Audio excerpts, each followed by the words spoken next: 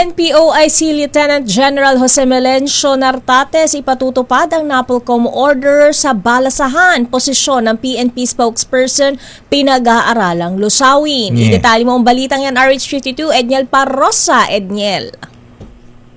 Tinayak niya Acting Chief PNP, Police Lieutenant General Jose Melencio Nartates Jr.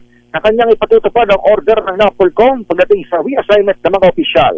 Sa panayan sa Campo Crame ngayong hapon, binigyan din ni Nartates na may boses sa PNP sa NAPOLCOM sa bisa ng ex-officio capacity nito, pero iginit ng opisyal na epektibo naman ang umiiral na mekanismo para sa pagtatalaga ng mga tauhan. Kasama sa pag-aaralan ni Nartates ay ang pag-iusaw ng posisyon ng PNP spokesperson dahil may Public Information Office naman daw ang hanay. Sakaling matuloy, maalis na ang tungkulin kay Police Brigadier General Jean Fajardo na nagsilbing tagapagsalita ng Pambansang Pulisya mula pa noong 2022. Sa ngayon ay tumatayong PIO Chief ng PNP, si Police Brigadier General Randolph Tuanyo. Pakinggan natin ang paliwanag ni Nartates. All the repository of reports nandyan sa kanya, and hinihimay niya yun so that it will be ready to the public. Katulad nyo kayong tinatanong. Nasa kanya yun. Okay.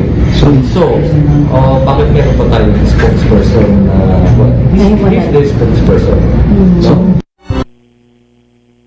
Ang tinid ng Acting Chief ng Philippine National Police. Ito sa Edniel Parrosa, nag-uulat para sa DZRH. Una sa Pilipinas, una sa Pilipino. Maraming salamat, Edniel Parrosa.